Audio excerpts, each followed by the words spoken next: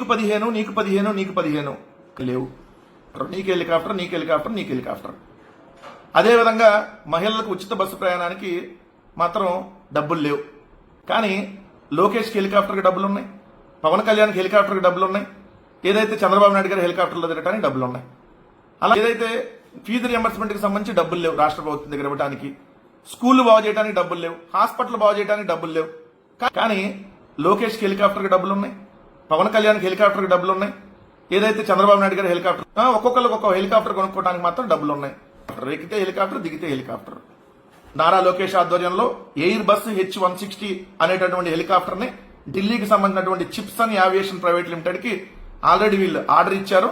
రేపు ఆగస్టులో ఆ హెలికాప్టర్ రాబోతా ఉంది. 172 కోట్ల రూపాయలు ఆ హెలికాప్టర్కి అయ్యేటటువంటి ఖర్చు.